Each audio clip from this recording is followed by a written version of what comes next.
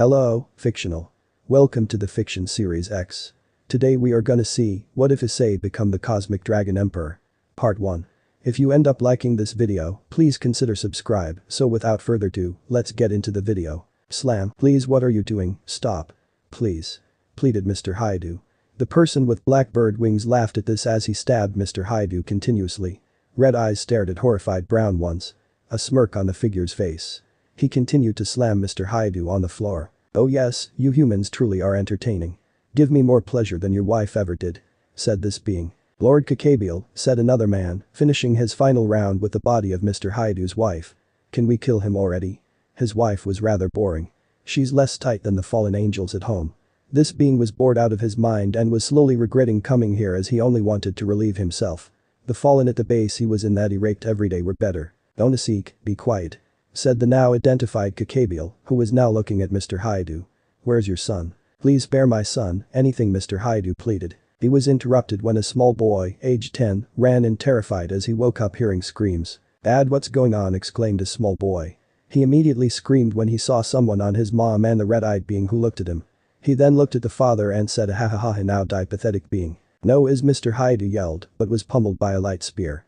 His dead body, no disfigured body. Cacabiel looked down at Issei and grinned. However this grin was sadistic-like. He looked at another fallen angel having fun with Issei's mom. Soren, kill this boy. I have other business to attend. Dehansik also has to relieve himself of better girls ahaha.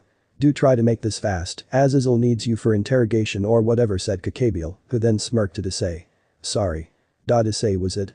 You hold something dangerous and I must take some precautions ha ha ha ha ha ha, laughed Cacabiel. And with that, Cacabiel and Donasik left Soren and Issei together both unveiling their wings and taking off. Soren looked at Issei with a face of boredom, as if he has done this before. Sighing, he created a light spear, aimed at Issei, not noticing how the boy changed, another job done. And threw it impaling Issei straight in the chest. He turned his back to leave, but he stopped hearing something. Galactic spear. Just before Soren impales Issei. No, I'm sorry mom. I'm sorry dad. Thought Issei. I was too weak to protect you guys. At least we will see each other soon. Tears streaming down his face. Not yet. You will not die today Issei Hyoudou said a female voice. What who's there? Issei exclaimed in his head. He looked around and only saw the gleaming eyes of Cacabiel, Donasik and Soren. My name I will reveal to you soon. But do you need power? But what will you do with this power said the voice. Issei's eyes turned purple with power. I will destroy them. I will avenge my parents. Issei told this voice. His body was suddenly being enveloped with a purple and black light, like certain nebulas in space.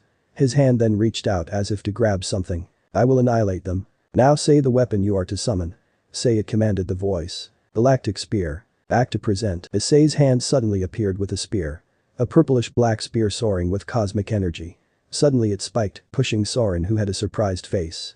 His light spear that was impaled in Issei suddenly was enveloped by the cosmic energy, as if it was absorbing it. He looked at Issei and exclaimed, so you've unlocked your scared gear, I've never seen or read about this, no matter, you are to die today. Soren produced another light spear this time bigger and longer and threw it at Issei. Issei however stood there. Soren seeing this smirked and was about to fly away when he heard gravity. Soren turned and looked at Issei. Issei again absorbed the light spear, no he wasn't absorbing it, his sacred gear was. Issei suddenly lifted up his spear and aimed it at Soren. Infinite cosmos. Suddenly a light spear appeared out of a magic circle above Issei's head. Soren looked on as he soon realized too late that it was his light spear. It suddenly lunged at Soren who was killed instantly on impact. Soren couldn't even perceive the spear moving as it was too fast, near instant. Sorry Issei, that last attack, the gravity and infinite cosmos as well as me taking partial control, used up too much of your life force. It was too much power for you to handle. Said the voice. Saddened to see a boy losing his life so young. Suddenly a bright magic circle appeared and summoned a certain fallen with yellow bangs. Ah, is that you? I guess the story was right. The cosmic dragon is indeed alive. And no doubt a sacred gear. Said the man. He was then disgusted to see a woman clearly raped, judging by the overflowing liquid from her mouth and lower regions, as well as a tortured and impaled man with multiple wounds. Azazel, what do you want? Said the female voice. She was irritated as Azazel was the leader of the fallen angels and they just murdered her host's parents. Issei was pissed and was about to use his spear again, but instantly fell down, coughing up blood, remembering he had no more strength. Relax, I didn't send those fallen angels. They went rogue and when I heard about them in HQ going here, I came over as fast as possible. I guess I was too late. Damn it. Replied Azazel. Suddenly an idea popped into his head. He instantly went to Issei and bent down. He looked at him with a sad and hopeful face and said, I can make you live again, but as one of the fallen. I know what my kind did to you, but maybe I can right those wrongs. Your parents wouldn't want you to die this early. Let me do this. Issei, too weak to even think, went limp and apologized to his parents for not helping them. Fuck, said Azazel. Ah, screw this. He then made a magic circle and it enveloped around Issei. Come on kid, live. Azazel, your magic isn't working, probably because he used too much of my power, said the voice, making Azazel curse. But I will help. I will make him part dragon with your help. I can't by myself, but with your immense magic power, I can do this. Both Azazel and the voice then concentrated on Issei, resurrecting him. Issei was then lifted and was covered in purple, black and yellow energy. The purple and black from the voice and the yellow from Azazel. After a couple of seconds, Issei fell down with a thump. Azazel quickly checked for a pulse, anything, and then felt it. The faint but present pulse. I'm alive. Exclaimed Issei. He looked at his spear as it suddenly was pulsing. Yes, Azazel and I made you into a 25% fallen angel, 25% dragon, and 50% human. Said the voice. Issei then looked at his parents and asked, can you revive them? He looked happy but was then sad as Azazel replied, normally I could, but it's too late. They were dead for too long. I'm sorry, Issei. And you can't live here anymore. Issei was saddened but then asked, where do I go then? He wasn't that trusting of Azazel, but considering on how he said the fallen angels were rogue and how he helped to revive him, he was closing in on trusting him. The Grigori, most if not all the fallen angels live there. I will make you feel like home. Don't worry, we will bury your parents. How's that, Issei, was it?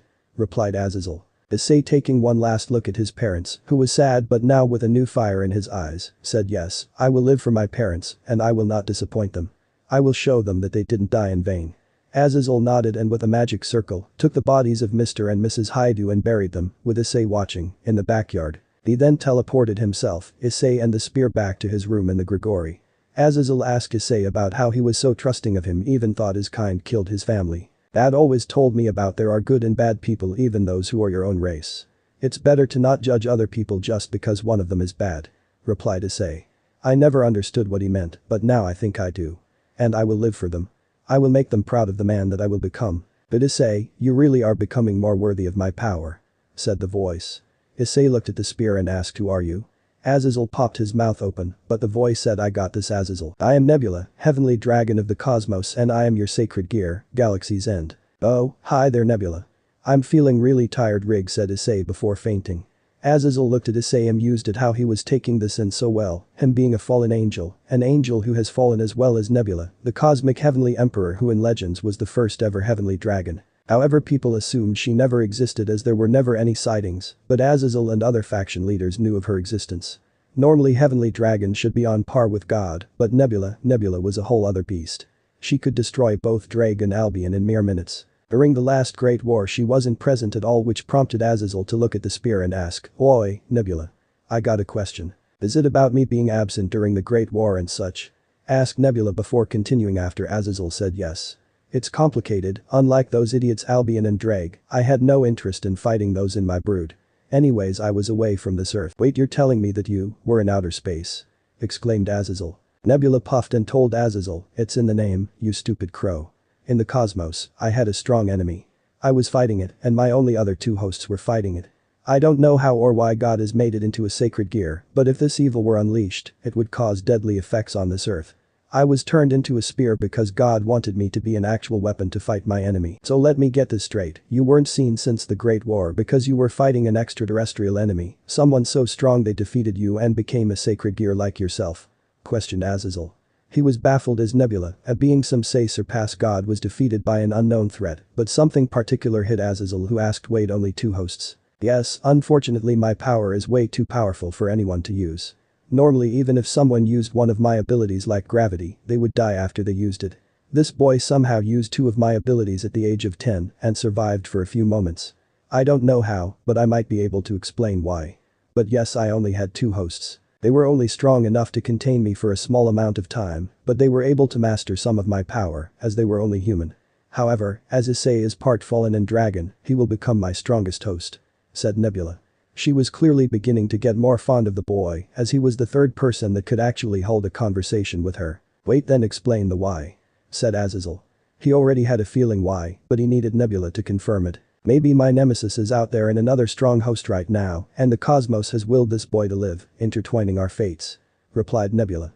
She was worried as when her only two hosts fought her nemesis, entire areas were decimated, and both of her host and the other's host would perish. Only one event was documented by the humans. The Phoenix Lights, where her second host fought valiantly against her enemy.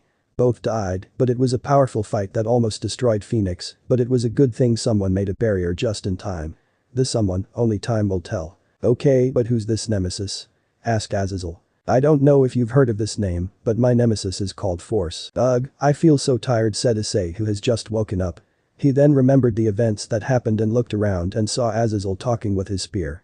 Azazel then looked over at Issei and saw him awake. Upon this, he rushed over and checked his vitals, sighing in relief upon everything checking out. Azazel then told Issei, we're going to train you, Issei. Issei was confused. Train? But what about school? His friends back home? He looked at Azazel, who looked back and said, listen kiddo, you are really weak right now. We need to train you to become stronger, you can understand that, right? And don't worry, I'm sure you will make great friends here at the Grigori. Not all of them are fallen angels. Hell, some are hybrids. What do you say then? Issei looked at Azazel and realized that if he were to stop other people from hurting people like his parents, he'll have to train to grow strong. With a strong voice he replied, train me. Azazel, upon hearing this, grinned and told Issei who was to train him. Listen, I will train you to my best ability on magic and such. As on the cosmic part of your abilities, Nebula here will do her best even though she's only a spear, laughed Azazel, who quickly shut his mouth after hearing Nebula growling, I dare you to say that one more time. Issei sweat dropped at this, but continued to listen to Azazel. Anyways, a fellow dragon will train you, she was a close friend to Nebula. Name's Tiamat. You idiot, she's not my friend. She's my only offspring, my daughter. Wait, I thought you were a virgin, laughed out Azazel. You're dead. No, I fell in love with another dragon in the midst of the other two dragons fighting. They were fighting over who had the rights to claim you. Well, that's a lost cause for them, ahahaha, laughed Azazel. Anyways, Tiamat will train you in dragon powers, I will enhance your magical abilities, and Nebula will train you in sacred arts of the cosmos. That last part sounded like sarcasm, but Nebula didn't pay attention. Issei, who was looking at a corner, asked, who's there? Azazel, bemused, said, hey Valiana, you can come out. Out came a girl, who was the same age as Issei. She looked nervous, but to Issei, she was the most beautiful girl he's ever seen. Her white silver hair, her blue eyes. It screamed beautiful. He immediately blushed. Valiana asked, who are you? I'm Issei. Issei Hyoudou. What's yours? Responded Issei, who had a cheeky grin. Valiana blushed as no other boy or girl talked with her. I'm Valiana Lucifer. Please call me Vali. Said Vali. Suddenly a pair of blue wings sprout from Vali's back. Upon seeing the spear, Nebula. You're alive. How are you doing? You wanna hang out? Said the voice from the wings. Spare me, Albion. This here is my host. He will become the strongest one and is only my third host. Said Nebula. As expected of you, the hot strongest female dragon, said Albion. Azazel laughed at this and said too late, she's already been claimed. You dare. Did Drake get his mini penis to you? Where is that red loser? Roared out Albion. This is exactly why I didn't choose any of you two. My mate is long dead now, killed by my enemy. Wait, you have an enemy? Asked both Issei and Vali, who both blushed at this. They blushed even harder, even glancing at each other.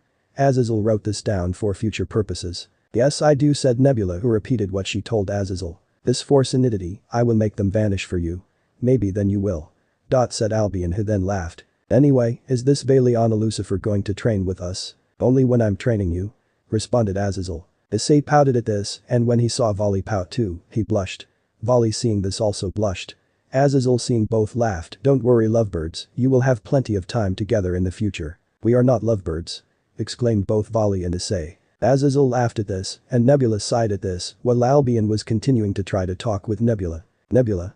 Did you hear the tales of? Shut it Albion, but I will annihilate you. And so began Issei's training to becoming the strongest cosmic dragon emperor. In another area, full of darkness and barely any light from any of the available suns, was a being floating. So he has finally awakened.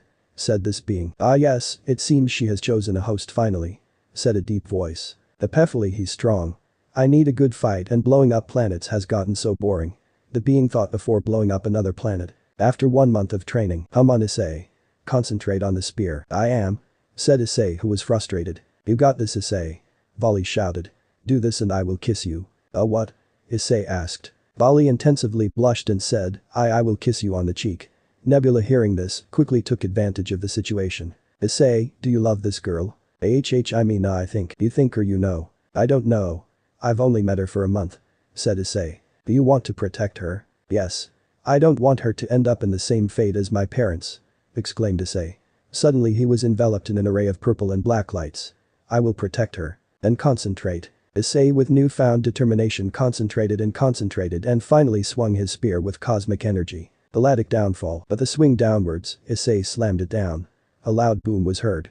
When the spear slammed into the ground, he had made an 8-foot crater. Issei, looking up, saw the destruction he had created. He was amazed at how much damage he did. Azazel, who came instantly hearing a loud bang, cries comically seeing the area destroyed. Why? Why me? He comically thought. Good, now Azazel, throw your light spear at Issei. Trust me on this one. Wait, why? Said Azazel. Vali stood there confused and very worried for Issei's well-being. Trust me. Fine, said Azazel before throwing a decent light spear at Issei. Now Issei. Issei nodded and with no words used his spear. Gravity. The light spear suddenly was absorbed by Issei's spear. Galactic downfall. Issei swung his spear again and slammed it like he did last time, but however, this time there was more destruction and there was oddly light present. Azazel and Vali were both amazed at what had happened. Azazel theorized, wait, does gravity take someone's attack and amplifies it to boost one of your attacks? Yes it does, it also takes the original power of the attack, so if it was a light spear, it would be light. My other ability Infinite Cosmos takes the absorbed power and makes it twice the strength before sending it back to the opponent. It's kind of like Divine Dividing and Boosted Gear where Issei takes their power and doubles it. However, the only cost is the amount of power he can take. Too much and he is out like he is right now. Said Nebula. Azazel looked at Issei, who fainted while holding his spear. He laughed and said, guess we need to amp the training, then don't we, Nebula? Vali, who was amazed at the whole thing, had her divine dividing wings unfurled. As expected of the best female dragon. Our babies would have been legendary. Shut your goddamn mouth, Albion.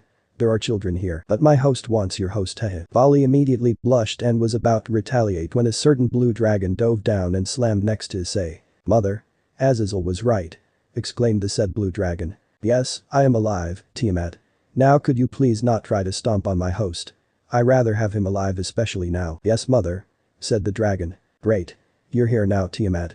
Azazel exclaimed. Tiamat looked at him and ignored him, more interested in her mother. I need you to train. Yay, I kinda got the memo when you sent your foal into my territory. Said Tiamat. She obviously wanted to train her mother's host as it could help her get closer with her mother. Awesome, now I need to take him to rest. Azazel said. He took Issei to his room to rest. Tiamat immediately went inside and slept next to him. Azazel asked what she was doing and Tiamat said how she wanted to get closer to her mother. Vali, watching all of this, became jealous. Vali. You want to say? If you do, train to get stronger so Issei can notice I mean you. Vali nodded with motivation and Azazel saw this. He smiled and thought, heh, I guess the future will be unknown, well I'll try my best. Azazel, why were you crying at the area destroyed? Asked Nebula, who thought the area held some of Azazel's buried treasure, so to speak. That's a bit complicated, said Azazel, who was slowly creeping out of the room. I will say this once. No perverted material near Issei. You got that? Yes, of course. In another area of cosmic darkness far, far away from Earth. Say, Force, can I send your agent to him? Asked this figure. I want to test her new host strength. Yay, go ahead, send my agent. Said Force. The figure said, summon Darth Bane. Darth Bane, and being known mainly for his muscular build and unique force abilities and always by his ominous yellow eyes, asked, yes, Lord D. Alright, I ain't no lord. I'm an emperor. Emperor of the cosmos. After I finally eliminate Nebula, interrupted the figure. Now go to Earth and see if you can kill anyone close to the new host of Nebula. I want to see this kid suffer before I utterly destroy him. I will make him think he'll get stronger before I decimate him. After 1 year of training. Hey Barakiel, you have to go again? Asked a now 11 Issei. Yay, I have to take care of my daughter, you should meet her someday. Said Barakiel. Issei pondered on this thought before responding, someday when I'm stronger. Of course, said Barakiel. Alright, see you soon, Issei. And with that he left with a bright magic circle. Issei. I finally achieved balance breaker. Issei turned around to see the owner of the voice, Vali. Congrats. Said Issei. He still hasn't been able to achieve his own balance breaker. Vali saw him being down and tried to comfort him. Hey, it's okay. I'm sure you will get it some. Stab shock. No, Vali. Said Issei, horrified at what just happened. Out of nowhere, a red light sword stabbed Vali right in the chest and lighting was shocked into her. This was done by a man that seemingly fell down out of nowhere. Vali. No, no, no, don't die. Please. Don't leave me. Vali. Vali's hand gripped Issei's, and she whispered to him, I'm sorry Issei. She coughed up blood and said, I love you. Issei. And with that, Vali went limp, angering Issei to the point of no return. So this is what my emperor's enemy is. A weak boy who hasn't unlocked balance breaker. Pathetic child. Said a voice belonging to Darth Bane. Don't worry, I didn't kill her, ahahaha, I merely made her suffer enough injuries so that she will die in the next 10 minutes with the worst pain imaginable. Finished Darth Bane, who continuously casted his lighting on Vali, causing her to scream again in agony before falling limp. You bastard, yelled out Issei, whose voice was merging with Nebula's. Darth Bane, loyal hound to Force, you will die today in the most gruesome way possible. Issei, who was in a trance, started screaming in anger when suddenly, Cosmic Dragon Balance Breaker. Issei was covered in black and purple armor with wings, an. The armor is inspired by the supreme Bahamut dragon from a deleted game Social Empires. The armor is black, but the yellow is replaced by purple. The wings will be black, purple, orange respectively in that order up to down, replacing the colors of the original wings. While wielding his spear, which became longer and sharper with cosmic energy surging through the blade. The armor was also encircled with black and purple energy waves, like the rings of Saturn, covering his entire body. His purple lenses that covered his eyes suddenly looked at Darth Bane, who flinched for a bit. Arg, yelled out both Issei and Nebula.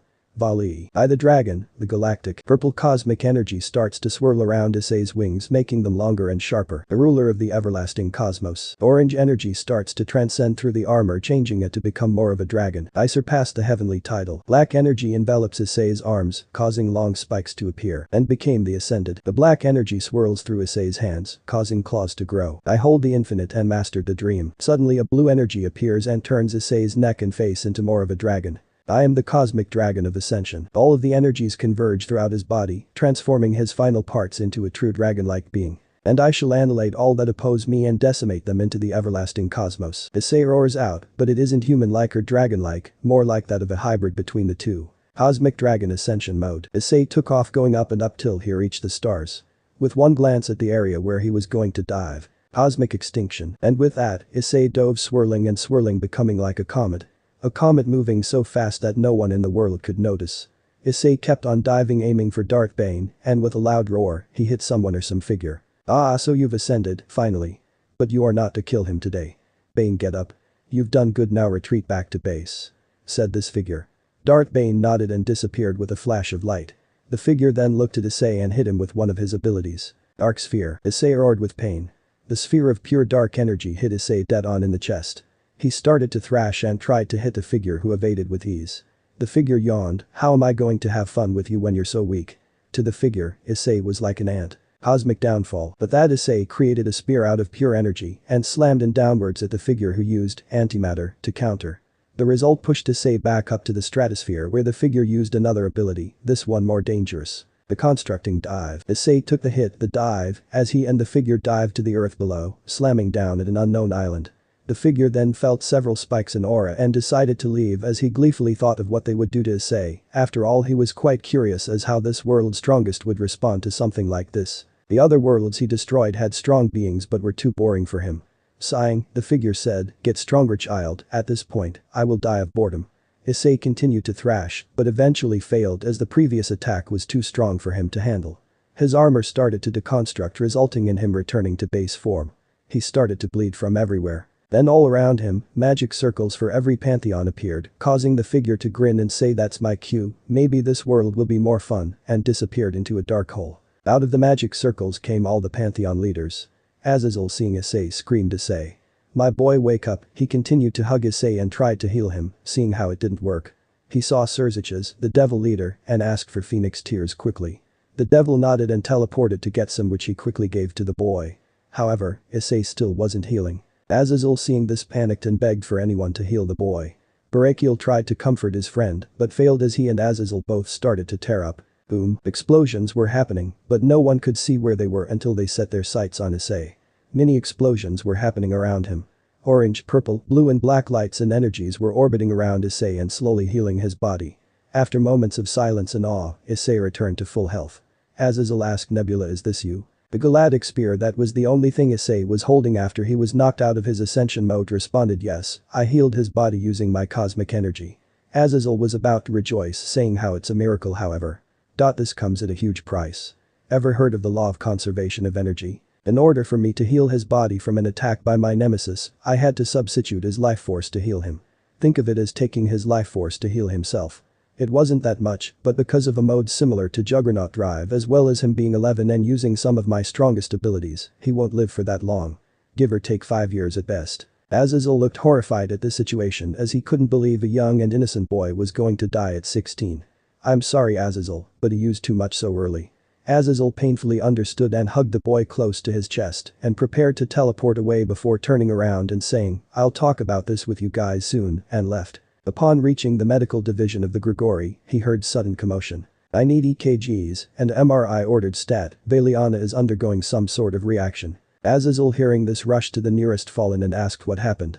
The Fallen explained the events that happened, Darth Bane, the figure, Issei's Ascension mode, and Vali's injuries. The Fallen assured Azazel she were to live as they were lucky that the figure stopped Darth Bane from ending Vali's life. Azazel felt decent, but he couldn't concentrate. Too many things happened today and he really needed a break. Azazel, Barakiel is here to see you and he's a mess right now, said a female fallen angel. What happened Penemu? Ask Azazel, who coldly take any more bad news. Shuri, she's dead Azazel. My baby Akeno is also dead. Azazel what do I do? Cried out Barakiel. Azazel was too shocked, first his daughter-like figure is on a life-threatening crisis, his son-like figure barely any more life force, and now, his friend's family killed. Azazel fainted hearing and thinking about what has happened. The next day, Azazel went to Issei's room to try to find answers as to what had happened. Azazel, you are probably wondering what has happened yesterday. I'll tell you. Yesterday, an agent of force came and almost killed Vali. I don't know why, but it affected Issei greatly. He felt too much negativity and anger that he unlocked Balance Breaker. However, he was too angry and was too dark that Ascension mode was unlocked. It's similar to Juggernaut Drive, but it's more powerful. My user doesn't sink into madness, no they have one clear goal in their mind and in all cases, it's to kill someone. And that goal won't happen unless that someone was ordered by someone else in which case, Issei will target that person. The mode won't stop until Issei is either knocked out or if the target is dead. Or the worst one, he dies. Said Nebula. What's happening to him right now? Why isn't he awake right now? Asked Azazel who was insanely worried. Like I said, energy. He used up too much and is now trying to replenish. As for him not being awake, it's 2 reasons. It's energy and another factor he's talking with my other 2 hosts. Inside Issei's mind. Where am I? Said Issei. He couldn't see anything, only darkness. Well, we're in your mind. Said someone. Wow, can't be more obvious. Said someone else. Well, I suppose you want to say how we are in somewhere random in space. Said the first person who was slowly appearing. Well I can't wait to as I would have been a master. Said the second being who was also starting to appear. Well yes, at least you're a master at being second said the first being. Ha ha ha, just because you're the first doesn't mean you're the best. Said the second being. Wait what's going on? My mind. Hosts. Master. What's happening? Asked a confused Issei. Ah how could I forget, dear Issei, we are in your mind. Said the first figure who was really clear to Issei now. He had auburn hair and a beard. He also has blue eyes. Yes, and we must teach you the ways of the cosmos, said the second figure who was becoming more clear as well. The figure had blonde hair and blue eyes. Who are you guys? Asked Issei. Are you guys the other hosts? My, this one is sharp. I like that. Well anyways pleasantries aside, I am Anakin Skywalker. The other one is Obi-Wan Kenobi. Said the second figure now Anakin. Hello there, said Obi-Wan. We have much to discuss. Azazel suddenly woke up when he heard a grunt from Issei. He rushed to Issei who sat up and looked at Azazel. I'm sorry. Said Issei. Azazel burst up in tears and hugged Issei. It's okay, Issei, it's okay. Is Vali okay? Asked Issei. Azazel nodded and Issei sighed in relief. Issei, I need to tell you something. Started Azazel. That I only have 5 years. Yeah I got that. The previous hosts told me. Finished Issei. Can I see Vali? Azazel shook his head. Vali isn't at the Grigori anymore, she's traveling the world with her trainers. She wanted me to let her train with various pool across the world so that she could be strong for you. Then with a lecherous face, Azazel said, she told you to not cheat on her with anyone, before laughing out loud. Azazel. Yes ma'am. I definitely didn't have the idea of sending some hot female fallen angels over here to spend some time with Issei. Azazel quickly said while sweating. Hey Issei, point your spear at Azazel will you my dear? Said Nebula in a sweet voice. Both Azazel and Issei felt scared. Okay. I won't give him any lecherous thoughts. Spare me please. Azazel pleaded to Nebula who puffed and said fine. Azazel, can you seriously up the training? I really need it. said Issei. He was seriously destroyed by the figure who was confirmed to be his arch-nemesis, and he needed to train to defeat this mysterious figure. He didn't want anyone else to suffer, especially Vali, who he loved with all his heart. Azazel quickly understood, and Nebula also put in her 2 cents. The other 2 hosts will also help you with your abilities and unlock new ones. With my power, you get some abilities and the rest are you making it. Channel your cosmic energy into certain attacks and some will become new attacks. Also my cosmic abilities. Issei nodded and heard 2 voices in his head. Yes, don't worry Issei, I will train you. Said Obi-Wan. Hey, what do you mean it's supposed to be we? Said Anakin. Yes, well when you're the master, you can train. Said Obi-Wan. Well how can I be a master if I don't? Anakin was about to finish when Issei cut off the link. So when do we being? Asked Issei. Well I was thinking now. Azazel said grinning. Bring it. Said Issei, who also grinned. Boy, said Nebula, seeing Azazel and Issei's antics as well as Obi-Wan and Anakin. Somewhere in the dimensional gap. Damn, the new host is really weak. I should let him train, but it's a shame he's going to die in 5 years. Said a figure. Of course, Nebula was always weak. Chi. Said Force. Indeed, the previous host was weak as well. They believed they have rid me, but they've only rid my pawn the sun, was it? I don't even care he was so weak. Said the figure. You shouldn't remember a weakling like him nor the past host of Nebula. They couldn't even handle 50% of your true power. Indeed, what a shame. What's more is I can't destroy this world. Great Red seems to be guarding it from me. Said the figure. The real reason he was here was to find the Red Dragon. Great Red was the strongest in the universe and the figure was ranked 3rd just below Office. The Celestials of course are the strongest, but they can't interfere with our affairs. A large red blast suddenly hit the figure. Oof, Great Red. Seriously, is this how you greet your student? Said the figure. You're no student of mine. You have 1 second to leave before I obliterate you. Said Great Red was growling at the sight of his previous student and supposedly successor. Come on Great Red, a fight between you and me will destroy planets, and I love that. You really want that? The figure smirked. What do you want? Hissed out Great Red. Rather simple Great Red. Force. Growled Great Red. I will destroy you right now. He was charging up his strongest attack, but the figure simply said, hey, Red, chill out. Listen, they're planning on releasing Trihixa. Those people on Earth. Let them, she can't even harm me. And why do you even care? Trihixa is practically Force's sister. Questioned Great Red, who stopped his attack as he was very curious.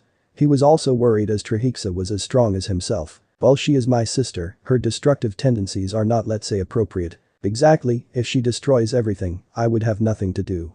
So I help you defeat Trihixa no cost. How's that? Said the figure. What makes you think I can't defeat her myself? Asked Great Red. Simple, it'll destroy the universe if you fight her yourself.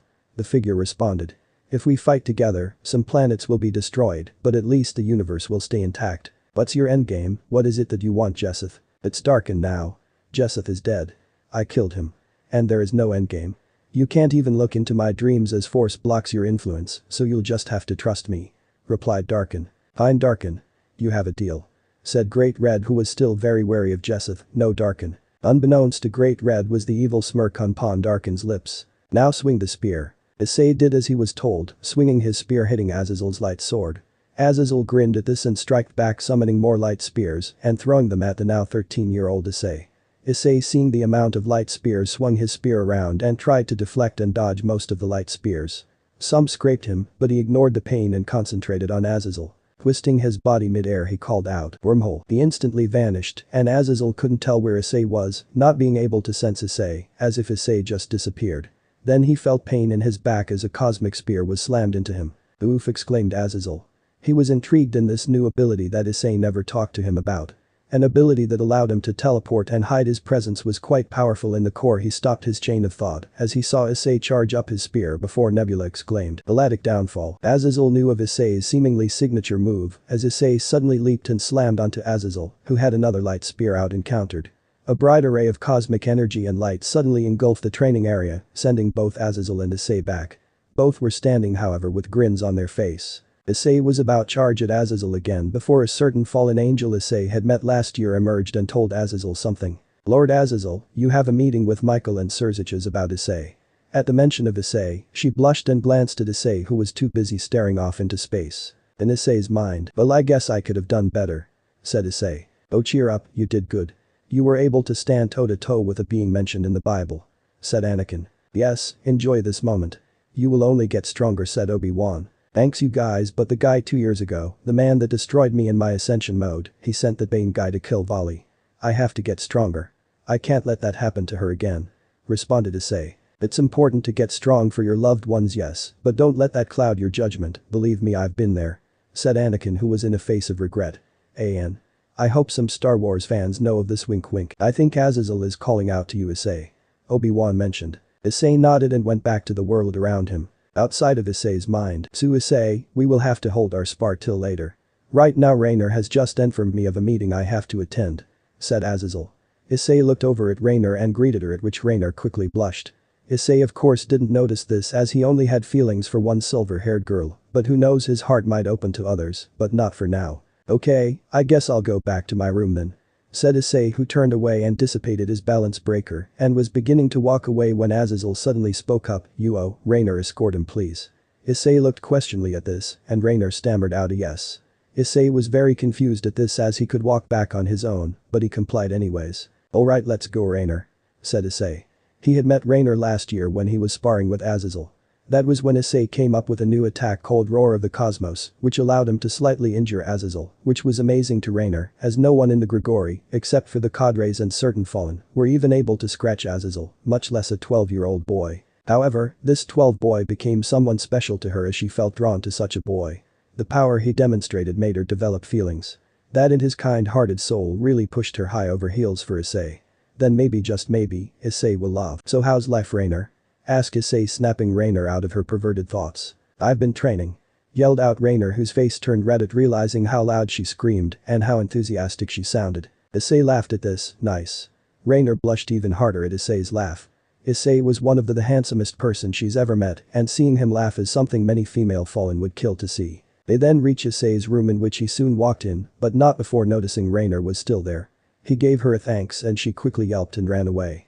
Issei didn't mind what just happened, causing Nebula, Obi-Wan, and Anakin to shake their heads. Issei went into his room, as it wasn't that lavish. A simple bedroom with a large king bed in the side, his books on the other for studying and schoolwork, his computer on his bedside, and was rather ordinary. He sat down on his bed and went back into his mindscape. In Issei's mind, "So what's new?"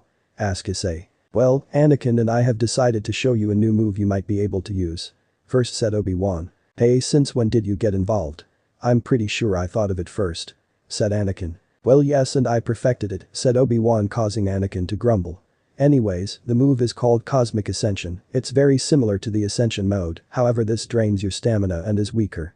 However, you can only activate this mode when in balance breaker. Yes, the move allows you to be able to transcend into a weaker Ascension form, allowing you to use cosmic abilities at the cost of stamina instead of life force." "Lady Nebula," said both Obi-Wan and Anakin, bowing at the sight of Nebula. "Relax, stop bowing, we're friends now." And Issei, on the subject of life force. "I may have a solution. Have you ever heard of the Philosopher's Stone?" Issei shook his head at this. The stone allows one to gain tremendous amounts of life force. The current owner, Nicholas Flamel, is said to be immortal. I believe Anakin has met him. "Yes, I have. Flamel has been able to live for 600 years last I checked. He helped me a lot when I was facing Force. Unfortunately, Force was just too strong for us," said Anakin. "Yes, he has also helped Anakin in the Life Force department. I believe it was an additional 500 years or some number close to that after he entered Ascension mode. Yes, I would have died in the 1400s if it wasn't for him," said Anakin. "Alright, let's find this Nicholas Flamel then." "Where is he anyways, Nebula?" said Issei. "I believe the land of the wizards, Europe, or more specifically and most likely, England. I haven't heard from him a long time," replied Nebula. "Alright, England it is. Let me just tell Azazel," said Issei, nodding at the three figures before each vanished from his mind. The way they vanish is like the holograms from Star Wars. Outside Issei's mind, Issei, upon hearing where he was to go, walked over to Azazel's office. While walking, he heard multiple moans and groans from several doors. Sighing, he remembered how he was living in the Grigori, the fallen headquarters, where fallen angels tended to do what they were best at, seduction and having intercourse. "Oh yes, harder, harder," moaned from one of the rooms. Issei shook his head and went faster to Azazel's office before stopping. His blood ran cold. It wasn't because Azazel was probably having sex with a fallen.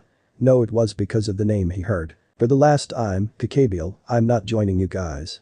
I'm not restarting the Great War. And I won't be joining this Cow's Brigade," exclaimed Azazel. The mention of Kakabiel made Issei suddenly fathom with anger.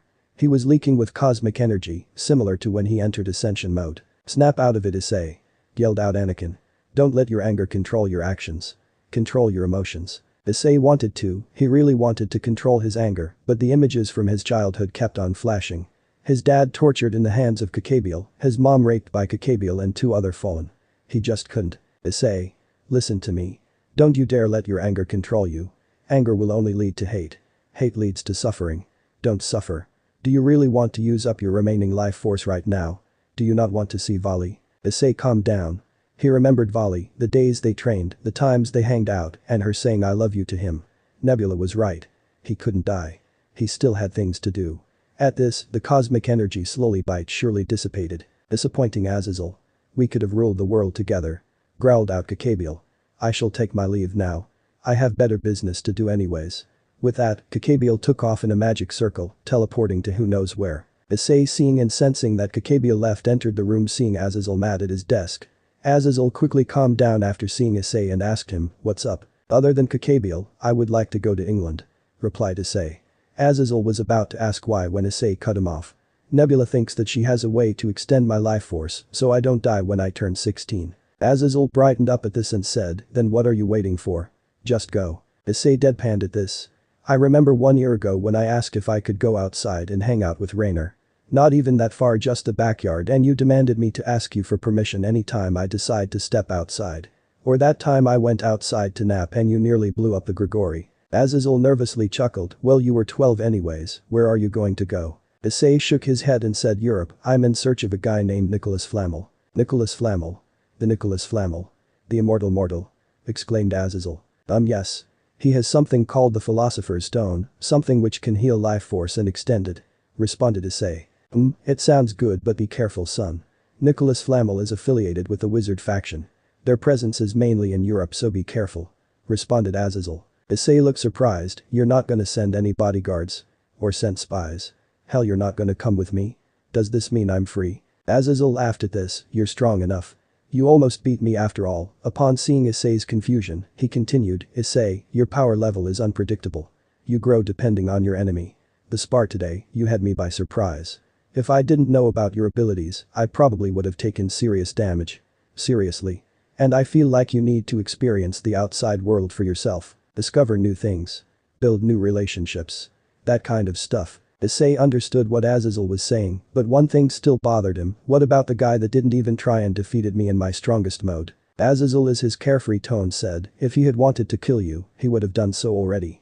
I feel like he's a battle maniac. He wants you to grow stronger for some reason before he defeats you or you defeat him. That man is the wielder of force. He's incredibly strong. Though something about him feels familiar. I always thought he had perished with Anakin, but it seems that he has survived somehow. Yeah, when I died I couldn't sense him and just assumed he died when I was fighting both him and the sun," said Anakin. "The sun?" asked Issei. "The sun is Force's son. And for the details, I will soon tell you, but first listen to Azazel," said Anakin. Issei nodded telepathically and looked at Azazel. "Well, as for the bodyguard situation, I'll be sending a fellow fallen with you," said Azazel. "Rainer," he yelled out. Soon after, a magic circle appeared and Rainer appeared and bowed to Azazel. "Yes, my lord. You are to accompany Issei on his journey to Europe," Azazel told Rainer. Rainer blushed at this. All she wanted was to be alone with Issei and maybe, just maybe. "Rainer, are you sure you want to come with me? It'll be dangerous maybe," asked Issei. He was of course concerned as Rainer was the only other friend he had made besides Vali and the Grigori. "Yes.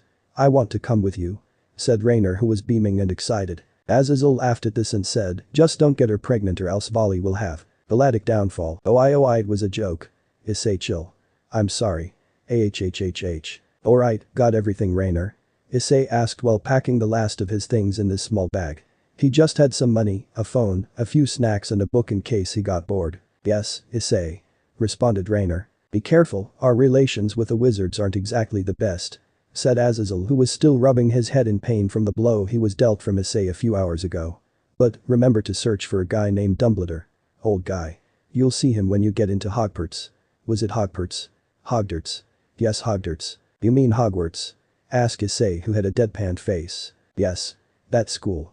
I'll alert them of you too.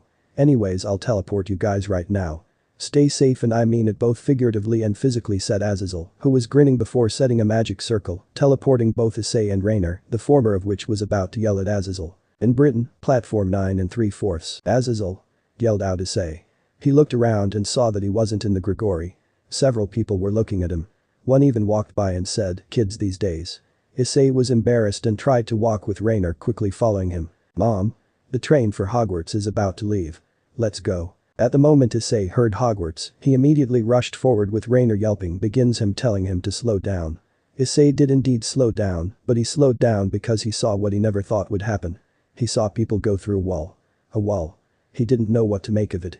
But he heard a mother say, "And there they go, another year at Hogwarts." Upon hearing this, he told Rainer, "Maybe we should run into the wall. Hogwarts might be behind it." Rainer nodded at this, and they both prepared to charge into the wall. 3, 2, 1, go. Yelled Issei, both him and Rainer charging head first into the wall. "Ow," said both Issei and Rainer.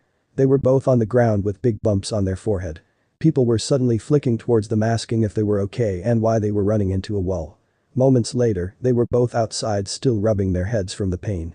A second later, magic circle appeared next to both of their ears. "Ahaha, did you guys try to run into the wall? That was brilliant." Azazel thought Issei. That man was going to get it when he got back. He looked over at Rainer, who seemed to have the same thought. "Anyways, I'll teleport you guys outside Hogwarts. Don't worry, no pranks this time. Now get ready, I'll send the coordinates to you guys right now," said Azazel out of the magic circle. Being sent the coordinates, Issei prepared a magic circle and asked Rainer if she was ready, who promptly nodded. He nodded back and both soon teleported to the coordinates. "At Hogwarts, so this is Hogwarts?" asked Issei, who was staring at the massive castle. Suddenly they were blasted with magic. Issei quickly put up a barrier before another spell was casted, knocking Issei down. Rainer soon fell down too, being hit by the first and second spell. "Speak your business," said an old woman. "Ow. Dad, I'm here to speak with Dumbledore. Azazel sent us," said Issei. The woman nodded at this. "Yes, we've been expecting you. Sorry for the attack. The previous 2 years at the school has had us on alert." Alright, right this way, Mr. Issei. Issei Hyoudou. The girl next to me is Rainer. What's your name? I am Professor McGonagall. Now let's go, Issei and Rainer. In Dumbledore's office. "Mr. Dumbledore?" asked Issei when he saw an old man with a phoenix next to him. "Ah yes, Mr. Issei. And Ms. Rainer. Azazel told me about you too. Especially you, Issei Hyoudou," said Dumbledore. Something about him made Issei just trust him. As if he had a grandfather feel to him. "Oh? I thought the Fallen and the Wizards didn't have a good relationship," asked Issei, who was curious at how both Azazel and Dumbledore knew of each other. "Yes, well, the Wizards' government, the Ministry of Magic, don't particularly like the Fallen. That doesn't mean the rest of the Wizards don't like them. I knew Azazel and we are friends, though he didn't tell me the specifics of your visit. Ah, you see. I'm in search of Nicholas Flamel.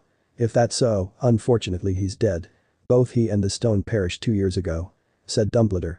"May I ask why you are searching for him?" "You see, Mr. Dumbledore, 2 years ago I went into something like a Juggernaut drive. You've heard of it, right?" asked Issei. Dumbledore nodded and Issei continued, "Well, mine is called Ascension mode, and because I used it, my life force shrank to about 5 years. I die sometime around 16. I'm sorry, Mr. Issei, but the stone is gone. All properties of it has seemingly perished." "Oh, that's okay," responded Issei. He was depressed as he couldn't extend his life. Much less, he basically just wasted both him and Rainer's time. Speaking of Rainer, when he looked at her, she was shocked, well baffled, as she didn't know about Issei's 5-year lifespan. "Oh, please do stay. I don't want you to go back feeling like your trip was a waste of your time. Here, I'll give you a room reserved for visitors." "Oh, I'll have to think about it," said Issei. He wanted to go back to the Grigori and continue to train, but he didn't want to decline the man's offer as a sign of not wanting to be rude. "Professor Dumbledore. The train is being attacked by a few Dementors," cried out a teacher who had just burst into the room. "Oh dear, send the professors in. I'll join you guys in a few seconds," replied Dumbledore. He looked over at Issei and apologized. "Sorry, Issei. Something has just came up." "Oh, it's no problem, but can we tag along? We may provide some assistance," asked Issei. With nothing left to do, he might as well do something while he was here. "Okay, we will be going to the train. You'll be able to see it when you leave the entrance of Hogwarts. You can fly, yes?" asked Dumbledore. Both Issei and Rainer nodded at this. "Good, when you fly up you will see a few of the professors and me. Now it's time to go." With that, Dumbledore seemingly twirled his wand and vanished. Issei glances at Rainer. "Well, let's do this then." Raynor nodded, and after both left the entrance of Hogwarts, Raynor let loose her wings and started to fly up. While for Issei, Cosmic Dragon Balance Breaker. He transformed to his balance breaker and also flew up. They both saw flashes of light by an old school train and flew quickly to it. When they landed, they were met by a being covered in black robes. A skeleton arm and black wisps of smoke started to float towards them. "Expecto Patronum," yelled out Dumbledore, casting a spell which seemed to ward off the being. "The Patronus Charm, the only spell we wizards can cast to ward the Dementor off. I presume that's your balance breaker, Issei." Issei nodded and twirled his spear around, hitting another Dementor, sending it flying with cosmic energy. Raynor was holding her own too, sending light spears on the Dementors. Suddenly, a Dementor sent an ice blast to Raynor, who wasn't paying attention as she was busy fighting two Dementors. Issei, seeing his quickly used wormhole, teleporting behind that Dementor and swung up, sending the Dementor flying upwards. Raynor looked over with a blushing face, thanking him. He was about to respond when he saw a Dementor on a boy.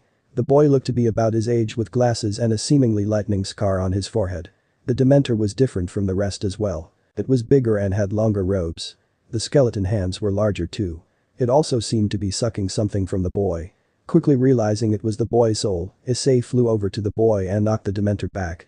The thing shrieked at Issei and sent an ice blast towards him, which Issei quickly reacted. Gravity, now twirling his spear and pointing it back the Dementor while charging at the being. Infinite Cosmos. Issei transferred parts of the ice attack towards his spear, while the second ability sent a similar ice attack, seemingly bigger and colder, towards the Dementor. The Dementor saw the attack coming and quickly flew away, scraped by the attack, causing it to howl in pain. The Dementor shrieked again, this time louder, and started to fly away, other Dementors following him. Issei was about to give chase, but not before Dumbledore told him to stop. "Issei, let's go. We have to escort the students back into the building. I believe the Dementors have got the message." Issei nodded at this. He began to lift the boy whom the Dementor had attacked and flew with Raynor back to Hogwarts. In an unknown area, "Lord Darkin, one of my underlings, has reported to me that he has been attacked by a being with cosmic abilities. Allow me to take care of this problem," said a shadowy being. "Oh, must be Issei," he said gleefully. "Yes, go attack him, but don't kill him. I wish for him to be alive for other purposes. Kill whoever you want, just spare him. Now go, you have my permission, Darth Nihilus." "Thank you, my lord," said Darth Nihilus before disappearing in a trail of smoke. "Again with this lord thing," said Darkin. "It's the way of the Darths, Darkin. They recognize you as their leader and call you lord, and soon you will be known as emperor." Issei yawned as he woke up. He was unbelievably tired and full. He felt an arm around his chest. He looked at the arm and was seriously confused. He then saw whom the arm belonged to, Raynor. Suddenly yesterday's memories came rushing to him. Yesterday, after Issei and Raynor brought the children and teens on the train to Hogwarts, there was a ceremony present welcoming all the new students.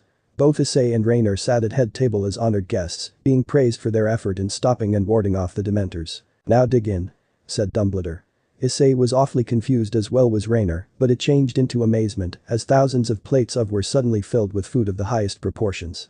Mashed potatoes, fries, steak, burgers, caviar, anything you could have thought of just appeared, and soon everyone ate to their heart's content. On the head table, there were bottles of wine and other classy drinks. Both Issei and Raynor had their mouths open, drooling at the sight of such delicious-looking food. Dumbledore laughed at this and told them to dig in. And dig in they did, Issei munching on a piece of fried chicken and some mashed potatoes. Raynor was busy chewing a piece of the steak offered. Both had faces of pure enjoyment as they continued to eat to their heart's content. A few hours later, "Ugh, I don't feel so good," said Issei. He looked close to vomiting, his stomach was full of food. He knew he shouldn't have ate so much, yet it looked so appetizing. "I told you to stop eating, Issei." "Sighs, I can't carry you forever, you know," responded Raynor. She was also full, no doubt about that, but she didn't eat that much when compared to Issei. While she only had like 3 plates of food, Issei had 10. 10. Raynor couldn't register how a 13-year-old was able to eat 10 plates of food. And they were stacked. "Raynor, I think I'm going to puke," Issei said with a green face. Raynor signings placed him down and created a bag out of a magic circle and placed it beneath his mouth. And so Issei vomited. All that food, gone to waste. What a shame. When Issei seemingly was done, Raynor asked if he was ready to go to their rooms. Issei weakly nodded before vomiting again. Shaking her head, Raynor carried Issei back to their rooms, where Issei instantly fell asleep, snoring and completely passed out. Present, Issei could remember embarrassingly how he was, eating and vomiting so much. But one thing was weird, how did Raynor end up snuggling with him? Issei looked down and saw Raynor's blushing face. "Why are you in my bed?" asked Issei. However, he wasn't opposed to it. She was rather comfortable to sleep with. Well, you see. You look so lonely so I decided to stay with you to keep you company. Rainer voiced out. Not sounding convinced, Issei replied, that's okay. You felt rather comfortable. The HHHH. Responded Rainer. She was surprised, she didn't expect her crush to accept her on his bed, much less say that she was comfortable to sleep with. Suddenly so many fantasies filled up her mind, images of both her and Issei, oh the fantasies. Hahaha. Laughed out Rainer, still in her daydreaming. Issei looked at this and was about to ask why Rainer was laughing when a magic circle appeared next to his ear. You, Issei. Did you find Flammel? Asked Azazel. He was hoping for some good news. Sadly no, he apparently died a few years back. Responded Issei saddened. Oh, so I guess you will be coming back to the Grigori? Asked Azazel in return. He was also saddened at the fact that Issei was still going to die at 16. Yeah, I think we'll be back in a few. Issei. Exclaimed Dumbledore, warping in. The Dementors, they're back. We need you and Rainer to help the rest of the professors hold them back. Issei could see the ice forming along the walls, which was an indication that Dementors were nearby. Sorry Azazel, something came up. Said Issei as he shook Rainer out of her daydreaming telling her about the attack. Rainer understood and got ready. I heard, Dementors was it? Well nasty buggers but you can handle it. Alright I'll see you soon Issei, goodbye. Issei turned and got ready himself. Then he and Rainer flew to where Dumbledore was, he was fighting with a certain different looking Dementor. He had a mask, but what shook Issei was the red sword he was using. It was deflecting Dumbledore's spells, and it seemed the wizard was having a hard time. Cosmic Dragon Balance Breaker. Issei dove headfirst into the red-bladed being knocking the being back. He thrusted his spear forward only to be blocked by the red blade. So you are him. The enemy of my lord. Said the being. Who are you? Asked Issei as he deflected another strike from the being. I am Darth Nihilus, and today I will kill someone close to you as ordered by my master. Said Darth Nihilus before he turned his spare hand towards Rainer. Issei was still in a deadlock with his other hand, blade against sword. Though, I'm surprised how your spear can deflect my lightsaber. Suddenly a bolt of lightning was seen coming from Darth Nihilus's hand, it quickly traveled to Rainer who was holding off two Dementors. Rainer screamed with pain as she was electrocuted. The two Dementors she was fighting struck her with ice blasts, causing her to yell out in more pain. No. Issei screamed out.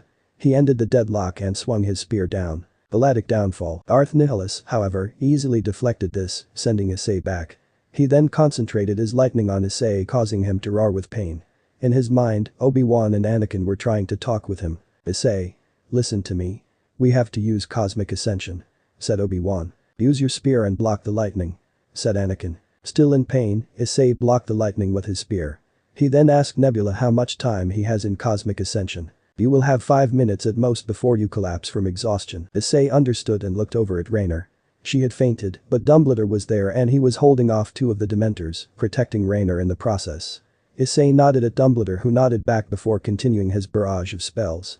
Issei looked back at Darth Nihilus with a sense of determination. Darth Nihilus was intrigued by this boy, being able to withstand his lightning where others could not. He was one of the strongest Darths to be able to conduct the lightning. He snapped out of his thoughts when he heard something and was slammed into a wall. Cosmic Ascension. Issei, in his balance breaker, suddenly transformed. His armor was more like a hybrid between his balance breaker and Ascendian mode, his wings were longer and brighter, he had talons, and his armor looked stronger, sturdier and brighter. I took inspiration from Jusitkar Otrox from League, just combined with Supreme Bahamut from Social Empires. Issei roared out before charging at Nihilus with insane speed. Slamming his spear into his abdomen sending him back. You only have 5 minutes, remember. Use it well. Issei nodded and continued to assault Nihilus. Nihilus was able to keep up, blocking most of Issei's attacks, while at the same time sending in his own strikes and lightning. He shot his lightsaber up when he heard Cosmic Downfall. Only to roar in pain when he heard Wormhole. His lower half was in extreme pain. Issei who looked over at Nihilus asked him one question. Who sent you here? Nihilus looked at him and growled before sending another bolt of lightning, this time combining his ice attack with it, making it an icy bolt of pure lightning. Issei took the attack head-on as he couldn't perceive how fast it was. He hit the wall behind him and fell down. He struggled to stand up. Whoever sent me here didn't want me to kill you. You will not know his name. He will reveal his name to you himself. Now suffer. Replied Darth Nihilus sending another bolt of his ice lightning, causing Issei to scream in pain. Then with his spare hand, he launched a more powerful bolt at the downed Rainer, causing her to scream even more, lightning streaks all over her body, moving like snakes. Quickly Issei. Use this new ability. Cosmic Burst. Hurry. You only have a couple of minutes left. Issei painfully nodded and yelled out cosmic burst, causing a burst of cosmic energy to explode out, knocking Nihilus down. Groaning in pain, Issei lifted his spear up before charging in at Nihilus again. Swinging his spear he swung at Nihilus, only for him to block again. However, this time a mini explosion happened knocking the dart back. Cosmic burst allows you to use more explosive amounts of cosmic energy, making your attacks basically explode. And 2 minutes, hurry up. Issei nodded with this new information. He then thought to Nebula and asked her if he could use cosmic extinction. Unfortunately no, you can't. That move is way too powerful. However, remember you can use a weaker version. It's called cosmic devastation. To use it, go high up and dive down. But make sure your target is incapable of moving. Whirling his spear, Issei quickly charged at Nihilus, aiming his spear at Nihilus before using wormhole. Nihilus was now more cautious. He sensed Issei to his left and quickly blocked it. Issei, feeling his attack was blocked, quickly used wormhole again and struck down. Quickly Nihilus blocked it again. Issei grew frustrated and was about to use wormhole again before Nebula warned him, Issei. You can't use wormhole again. You can't phase through the dimension anymore. It's too dangerous. Issei got even more frustrated at this. He twirled his spear and slammed it down at Nihilus, who responded with a bolt of lightning. Perfect, thought Issei. Gravity. Nihilus grew confused as his lighting seemingly was gone. Infinite cosmos. Suddenly he was struck with his own lightning. He howled out in pain. Then it stopped. Issei was suddenly gone. Nihilus looked around for him but couldn't see him. Then he heard it. Cosmic devastation. He looked up and saw a swirling comet heading straight for him. He then felt nervous, something he hadn't felt for a long time. He then used his lightning and infused it with his lightsaber and tried to block the comet. Boom. Nihilus was hit with the brute strength of the comet, his lightsaber still trying its best to block it before the comet slowly overpowered him.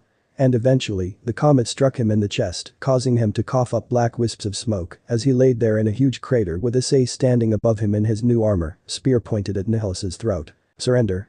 Issei yelled out from his armor. Nihilus looked at Issei, and then Issei could see his yellow eyes. The eyes were full of hatred and was directly sent to Issei. Never. 10 seconds. Issei glared and prepared to end this before he was hit by a barrage of ice blasts from multiple Dementors. Issei went down a few feet from Nihilus, being hit by a beam of combined ice blasts from the Dementors. Nihilus got up and held his lightsaber before telling Issei, I'll be back. And to prepare. For I will not go easier on you. With that, Nihilus told his Dementors to leave while at the same time disappearing in a trail of smoke. Time's up. The armor immediately dispersed, showing a bloody and fainted Issei who fell down into Dumbledore's arms. I now see why this boy is important to you, Azazel, said Dumbledore, before looking at Azazel. How long were you here? Since Issei entered his new mode, Cosmic Ascension was it? He did well for a kid his age. How's the other person I sent? Is she alright? Asked Azazel. She's fine, old friend. Now I presume you must bring them back? Asked Dumbledore. Yes, but first let me fix the damage. Offered Azazel. No need, responded Dumbledore, who in a flick of his hands, somehow had the damage caused from Issei's and Nihilus's fight be reversed.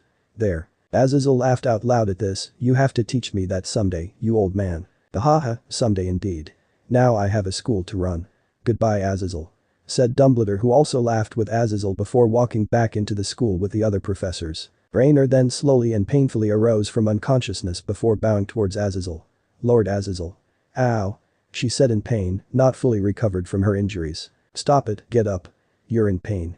Let's take you back to the Grigori for medical attention, said Azazel, concerned for his subordinate before grinning. How was your little date with Issei? Raynor blushed at this and mumbled something. Azazel asked for her to speak up, in which she did. What she said caused Azazel to laugh out loud. So you finally got to sleep with him? Asked Azazel. Raynor humbly nodded while still blushing. Azazel smirked at this and mentally thought, never going to forget about this. Wait till Vali hears about this. As if someone read his mind, the spear that Issei was holding suddenly glowed. Azazel. Said a voice that promised pain. Azazel gulped at the voice of Nebula and hurriedly transported Issei's and Raynor's belongings to their respective owners before activating a magic circle and teleporting away. Inside, Dumbledore looked at the three people before they teleported. Intriguing, don't you think so, Minerva? Indeed, that boy will turn into a wonder for this world, said Professor McGonagall. She was about to speak again when a 13-year-old boy ran into the room. Professor. Draco is at Gryffindor Tower again. Yelled out a boy with glasses, the same boy Issei had saved. Sighing, Professor McGonagall said, fine, let's hurry up now. The boy nodded and said bye to Dumbledore before following Professor McGonagall. Bye, Harry. Responded Dumbledore, who looked back just in time to see Azazel teleport Raynor and Issei and himself back to the Grigori. Intriguing indeed.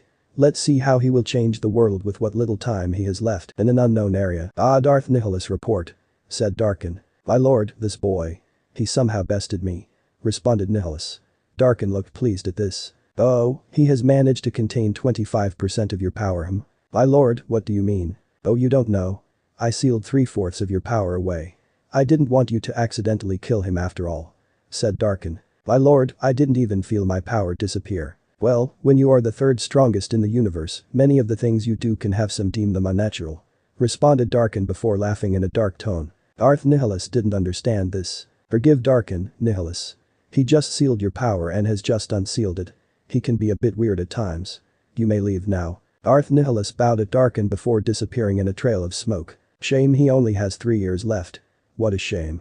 Said Darkin, who stopped laughing. He was weak, maybe. But so was I. Suddenly a portal appeared and out came a man. Darkin. Said the man. Yes, father. Why are you going after your mother? Father, I'm going after her host, not her. Mother's dead after all. Responded Darkin. The man sighed, just be safe. I can't lose you too. Rest easy, Nova, your son is safe. Thank you, my friend, said Nova. He always trusted Force and was one of Force's more trusted allies. The Dragon of Flaming Comets was one of Force's strongest forces.